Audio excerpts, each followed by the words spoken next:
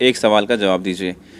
किसी के कार्यकाल में वक्त वर्ड नहीं निकला, मोदी वक्त वर्ड क्यों निकला?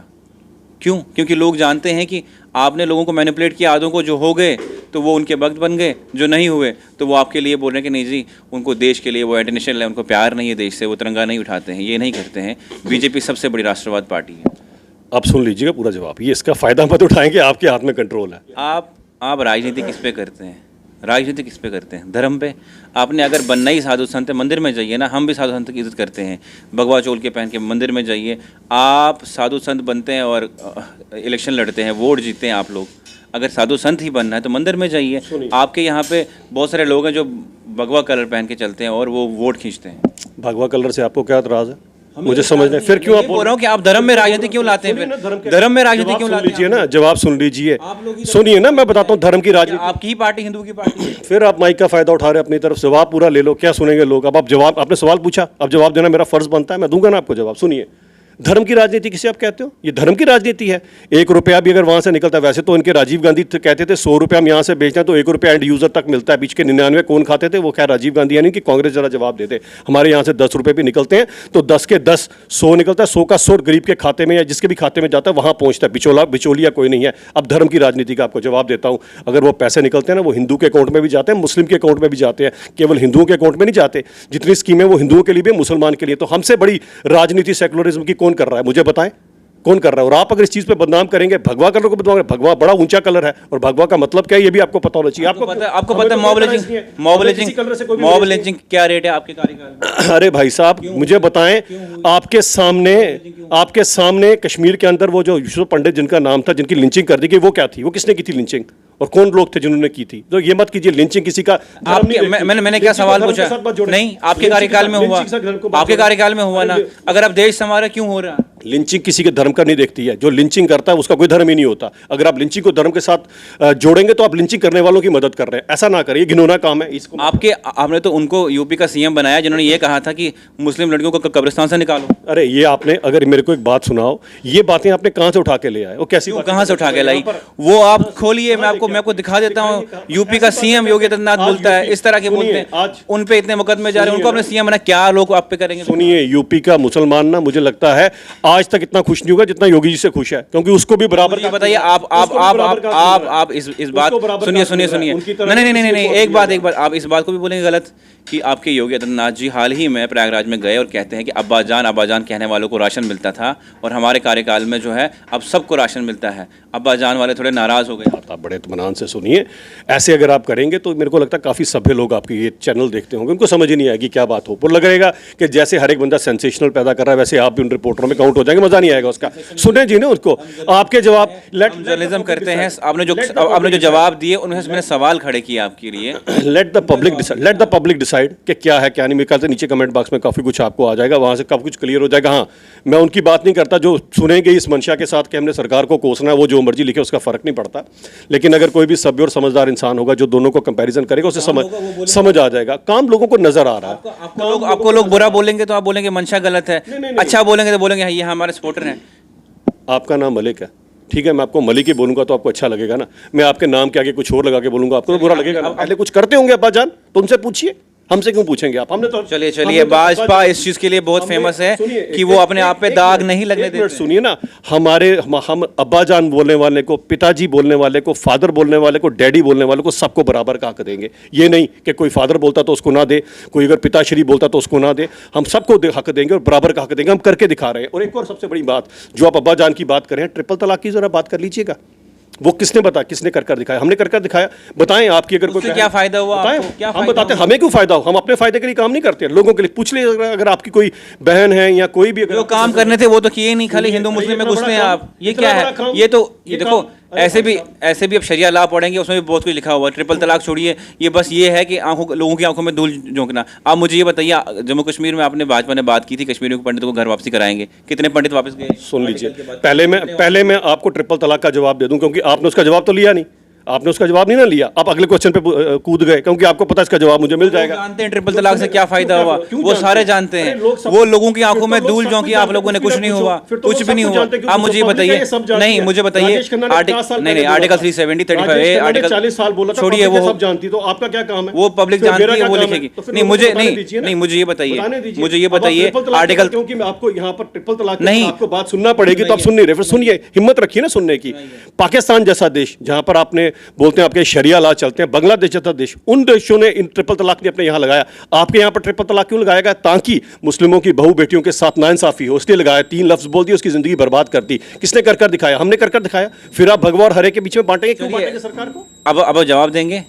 आपने लाया सीए बिल, आपने लाया कृषि कानून, आपने अभी तक वो क्यों नहीं एनआरसी का कानून अप्लाई किया? क्यों आप क्यों अभी तक बैठे? आपको क्या एतराज है सीए और एनआरसी से? आपको क्या एतराज है, मुझे बताएं। मुझे कोई एतराज नहीं है। असम के इलेक्शन आया, आपने वो स्टोरी पूरी बंद कर दी। सब आपको एतराज क्या है सीए? आपने पूरी आप मुझे बताइए अभी तक इम्प्लीमेंट क्यों नहीं किया? आपको एतराज क्या है इस बिल से? एतराज कोई नहीं, फिर आया तो आपको एतराज क्यों होना चाहिए? मुझे एतराज नहीं है। मुझे ये बताइए, मुझे ये बताइए, ठीक है प्रोटेस्ट हुए सब कुछ, चलिए वो बताएं। वो लोग बैठे थे, नहीं मुझे ये जवाब दीजिए। आप मुझे जवाब दो ना, वो शाहीन बाग में क्यों बैठे थे? अगर इसको चलिए वो उसको अपोज, अगर वो उसको अपोज भी गलत मानते हैं, देखिए मैं एक जर्नलिस्ट हूं, मैं आपसे सवाल पूछ रहा हूं। नहीं, आप शाहीन बाग को गलत मानते हैं? देखिए वो लोग डिसाइड करेंगे ना। आप जर्नलिस्ट अपनी ओपिनियन नहीं दोगे, आप अपनी ओपिनियन नहीं दोगे तो कौन देगा? मैं आपसे पूछता हूं शाहीन बाग गलत था कि नहीं था? मैं देखिए मैं नहीं, मैं जवाब क्या दूंगा? मैं जर्नलिस्ट हूं, मैं आपकी आवाज उठाऊंगा, जनता की आवाज उठाऊंगा, जो सच होगा सरकार तक पहुंचाऊंगा। मुझे ये जवाब दीजिए। जर्नलिस्ट हमेशा सत्य का साथ देता है।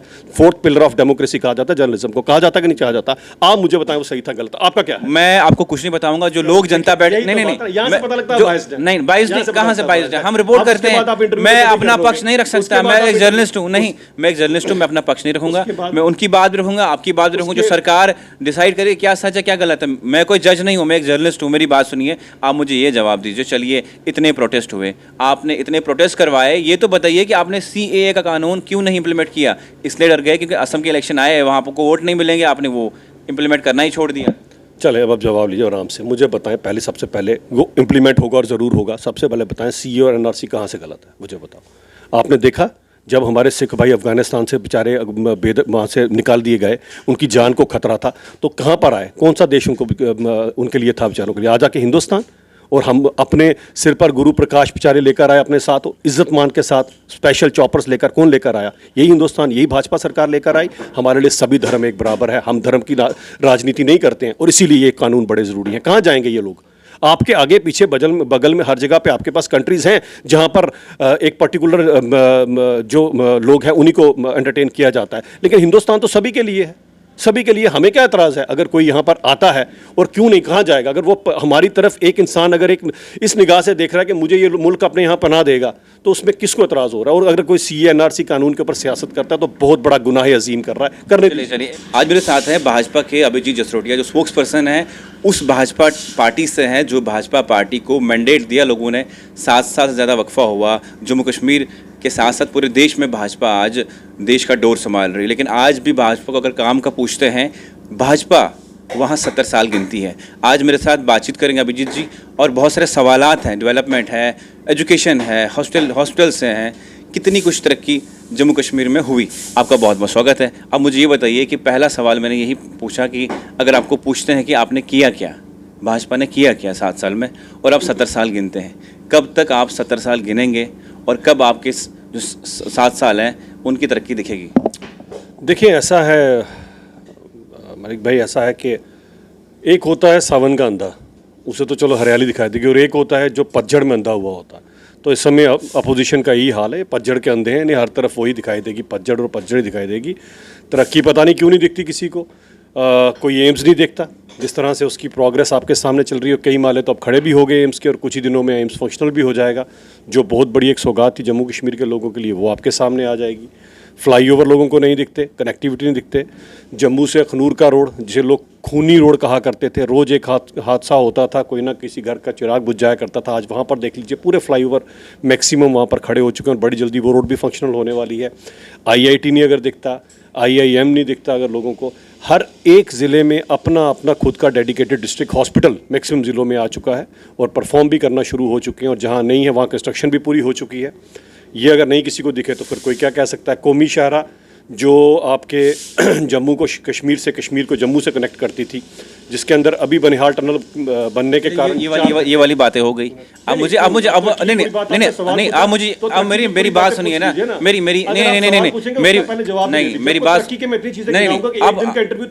अब आप ये गिनेंगे। अब मुझे बताइए, आपके सांसद बोलते हैं कि मेट्रो कंप्लीट हुआ, वो क्या था, वो क्या मजाक था? चले सुने, मजाक कुछ नहीं था। ऐसा है कि जो छोटा ज्ञान, थोड़ा ज्ञान होता है, ये हमेशा डेंजरस होता है। लोग पूरी तरह से बात सुनते नहीं है। किसी ने क्लिपिंग उठाई और डाल दी, लोगों ने उसी के ऊपर प्रोपेगेंडा कर दिया। अगर आप पूरी वो जो लोकसभा की पूरी रिकॉर्डिंग सुनेंगे, उसमें उन्होंने डीपीआर की बात की है कि डीपीआर पूरी कर दी गई है और इसको एक्सटेंड किया जा रहा है एम्स तक। अब क्या है कि प्रोपेगेंडा करने वाले और अपोजिशन वाले, जिनके पास और तो कुछ है नहीं है, बीजेपी के अलावा सब ठीक है ना? बीजेपी के अलावा सब नहीं, मुझे बताइए, बीजेपी के अलावा सब ठीक है, प्रोपेगेंडा सब करते हैं, मगर बीजेपी नहीं करती है।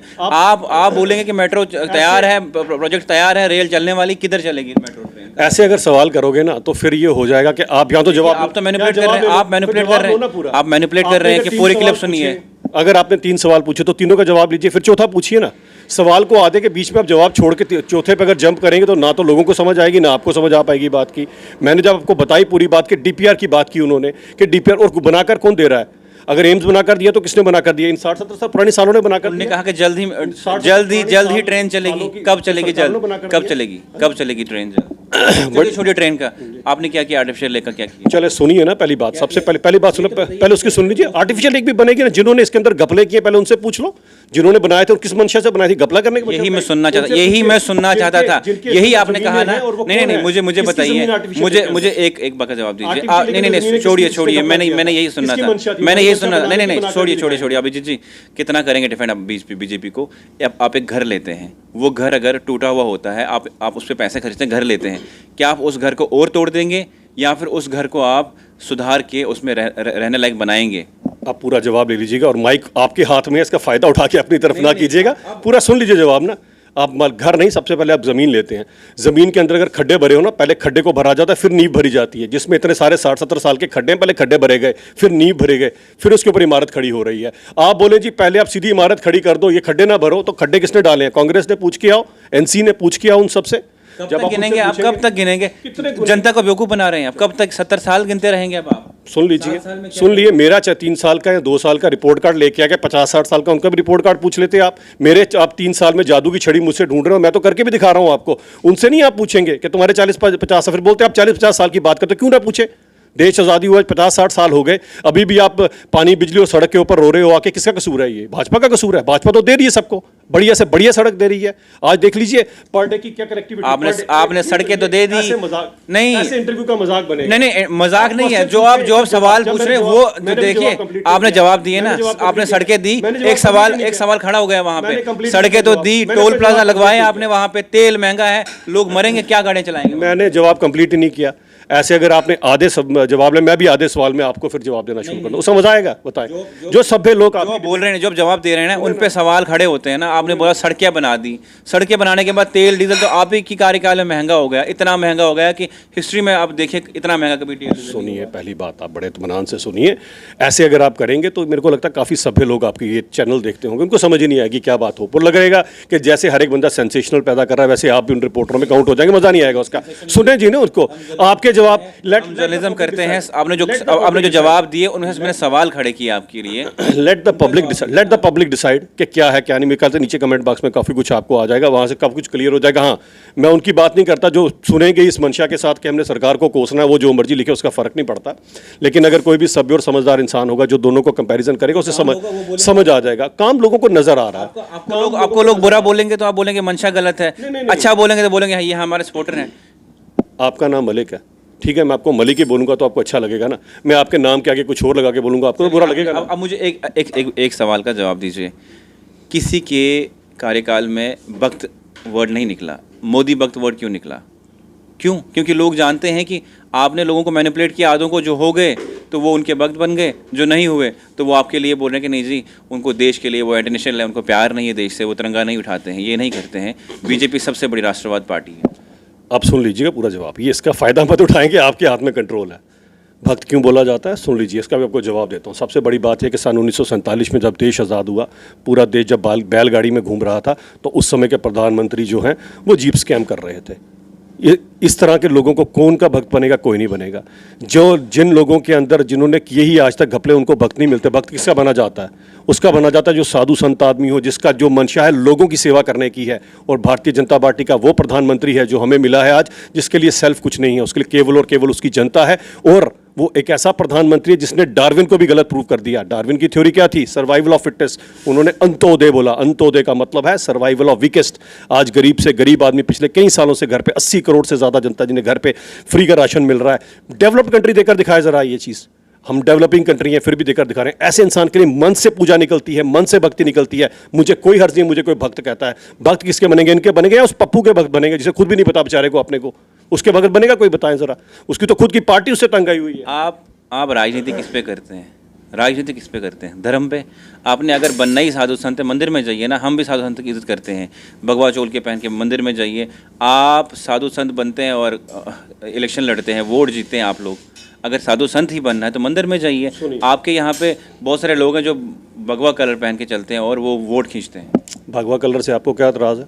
मुझे समझ नहीं। फिर क्यों आप बोल रहा हूँ कि आप धर्म में राजनीति क्यों लाते हैं?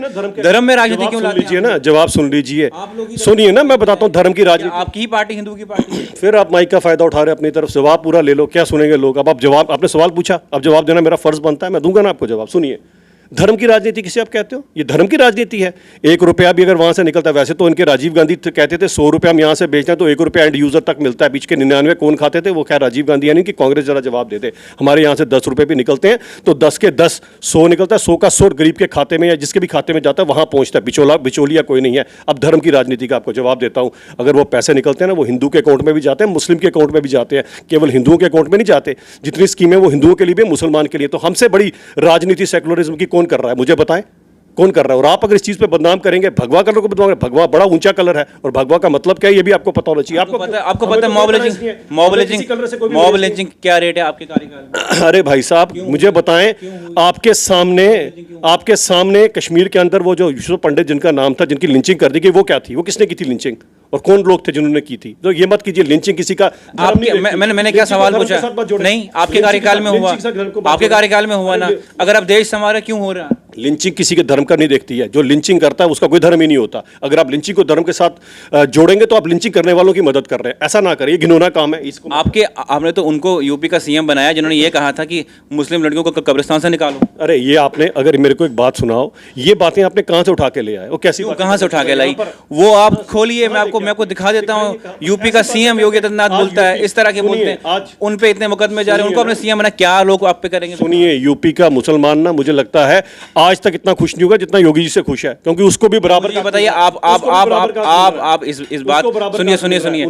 नहीं, एक बात आप इस बात को भी बोलेंगे गलत कि आपके योगी आदित्यनाथ जी हाल ही में प्रयागराज में गए और कहते हैं कि अब्बा जान कहने वालों को राशन मिलता था और हमारे कार्यकाल में जो है अब सबको राशन मिलता है। अब्बा जान वाले थोड़े नाराज हो गए। सुने मेरी बात, सबसे बड़ी जितनी वो क्या था? सुनिए ना जवाब। यूपी के अंदर जाके अगर आप गए होंगे, यूपी, मेरे को तो कितने सालों से मैं यूपी में जा रहा हूँ, 20-25 साल वाला पुराना यूपी और आज का यूपी देख लीजिए। सबकी तरक्की देख लीजिए। और सबसे बड़ा एयरपोर्ट, जेवर एयरपोर्ट वहां पर आ रहा है। सबसे ज्यादा इन्वेस्टमेंट यूपी में हो रही है, सबसे ज्यादा तरक्की यूपी में हो रही है। फिर आप उसी में जो उलझ गए, भगवे में और हरे में उलझा रहे लोगों। अब्बा जान क्या था? फिर वो क्या था? आप बोल रहे बीजेपी नहीं कर रही है? ना करे जी ऐसा। अगर पिछली जो क्या था अब्बा जान? बताता हूँ क्या था। पिछली सरकारें किसी एक पक्ष की तरफ, एक ही तरफ जाते थे तो उसको उन्होंने जरूर कटाक्ष किया होगा उसके ऊपर। हम तो नहीं करते ना। हमने आकर तो नहीं कहा कि सिर्फ भगवा वालों को मिले, हमने तो सबको हक दिया। अगर हमारी मंशा गलत होती, उनकी तरह जो करते थे अब्बा जान, उनसे जरूर पूछा जाए क्यों करते थे आप ऐसा। उनसे पूछा जाए, हमसे क्यों पूछ रहे हो? अभिजीत जी खुद बोला, अपनी स्टेटमेंट को भी आपने क्वालिफाई किया कि उन्होंने ये भी साथ में कहा हमारे लिए सब बराबर है। तो इसका मतलब क्या? वो आपके सामने प्रूव होगी। पहले एक सवाल का जवाब दीजिए, आपने कितने कश्मीरी पंडित वापस भेजे? आपका तो यही नारा था कि अब की बार हम कश्मीरी पंडितों को घर वापसी करवाएंगे। कहाँ घर वापसी करवाई? पहले सबसे पहली बात ये होती है कि आज तक कश्मीरी पंडितों का जो ये लोग राग लापते हैं, मुझे बताएं कश्मीरी पंडितों को खदेड़ने वाला कौन है वहाँ से? ये नेशनल कॉन्फ्रेंस जो सियासत कर रही है, यही है वहाँ से उनको खदेड़ने वाली। हम तो खड़े हैं। आप बताएं कितनी कश्मीरी पंडित फैमिलीज हैं जो उसके बाद मुझे बताएं वापस आई हैं? कश्मीरी पंडित आज भी बेचारे जितने भी वहां पर हैं। लेकिन एक बात बताएं, आपने कितने उनके लिए ऐसा क्यों एनवायरनमेंट क्रिएट किया जाता है? क्यों की गई वो 87 वाली रिगिंग? क्यों कश्मीरी पंडितों को वहां से खदेड़ा गया? किसने किया? और कौन कौन लोग थे इसके पीछे, उनकी क्या मंशा थी, जरा उनको भी एक बार पूछ लिया। हम तो पूरी की तरह से और कश्मीरी पंडित वापस जाएंगे अपने घर, लेकिन इज्जत के साथ जाएंगे, सेफ्टी के साथ जाएंगे। जरा सब कुछ करने दीजिए। आप मुझे बताइए, चलिए मैं बताता हूँ। ना वैसे की जाए। 5 अगस्त 2019 के बाद सिर्फ 520 कश्मीरी पंडित आप लोग वापस भेज सके, वो भी प्रधानमंत्री पैकेज के थ्रू। उसके अलावा तो आपने कुछ नहीं भेजा, वो भी वापस आ गए। हालात ही ख़राब हो गए कश्मीर में। आपने कहा था कि 4G इंटरनेट बंद करेंगे, फिल्ट्रेशन लगाएंगे, आतंकवाद ख़त्म करेंगे। आए दिन एनकाउंटर होते हैं। अगर आपने आतंकवाद ख़त्म ही करना था तो आए दिन एनकाउंटर कैसे हो रहे हैं, फिर कैसे नए नए लोग ज्वाइन कर रहे हैं? ये भी तो बिल्कुल बिल्कुल। अब जवाब जरूर सुनिए आप। इसके अंदर सबसे बड़ी बात यह है कि हम लोग तो लगे हैं, 520 गए वापस, हम लोग तो लगे हैं वापस देने के लिए, लेकिन उन लोगों का क्या जो अभी भी वहाँ पर इसी मंशा के साथ चलते हैं? फारूक साहब जो अभी भी हिंदू मुसलमान करने पे लगे हैं, महबूबा मुफ्ती जी जो अभी भी लोगों को बरगलाने पे लगी हुई हैं, जो बोलते हैं जी 1 इंच ज़मीन को किसी को नहीं देनी, किसी को नहीं आने देना, जो चले गए बेचारे उनके बारे में कोई कुछ नहीं सोचता, उन लोगों से भी ज़रा सवाल पूछ लिए। हम तो बैठे हैं, हमारे ही होते कश्मीरी पंडित वापस जाएंगे और हम ही कर दिखाएंगे सब कुछ, और इज्जत के साथ जाएंगे, सेफ्टी के साथ जाएंगे। लेकिन सैनिटाइजेशन इज़ वेरी इंपॉर्टेंट, और वो हो रही है, वो कर रही है, आर्मी भी कर रही है और सिक्योरिटी फोर्सेज भी कर रही है। जो किसी गलत मंशा के साथ किसी गरीब, और बताएं उस बेचारे, आप कश्मीरी पंडित भाइयों की तो बात कर रहे हैं, वो बेचारे एक गोलगप्पे की रेडी लगाने वाले का क्या कसूर था जिसे मार दिया गया? सिर्फ उसका मजहब देख के मार दिया गया। एक बेचारा वो मिस्त्री का काम अभी कंट्रोल नहीं कर पाए वहाँ, तभी तो। अरे कंट्रोल तो कर ही रहे हैं ना, लेकिन हमारे को हर एक को साथ देना है, आपको भी साथ देना है। जो गलत है पहले उसको गलत बोलें, जो ऐसी हरकतें करते हैं उनको गलत बोले, उनके अगेंस्ट खड़ा होए, बोले जरा पाकिस्तान के खिलाफ भी। इनमें से कौन सा लीडर है जो पाकिस्तान को बोलता है खिलाफ? है तो षड्यंत्र सारा पाकिस्तान से रचाया जाता है। हमारी सिक्योरिटी फोर्सेज तो बैठी हैं, हमारी सिक्योरिटी फोर्सेज जो बैठी है अपनी जान दाव पे लगाकर हर एक चीज़ को ठीक करने के लिए, लेकिन जो यहाँ की काली भेड़ें, उनके बारे में कौन क्वेश्चन पूछेगा? वो आप जैसे जर्नलिस्ट पूछेंगे। पूछिए जरा इनको भी कुछ सवाल, क्यों नहीं पूछते? एक आखिरी सवाल पूछता हूँ आपके लिए। 7 साल से ज़्यादा टाइम हुआ भाजपा सरकार को, ये तो बता दीजिए कि अच्छे दिन कब आएंगे? क्योंकि आपके मोदी जी आए थे, उन्होंने कहा था मित्रों 100 दिन दीजिए, मैंने नोटबंदी की है, ब्लैक मनी वापस आएगा। वो ब्लैक मनी वापस नहीं आ पाया, 100 दिन हो गए। अब ये तो बताओ अच्छे दिन कब आएंगे?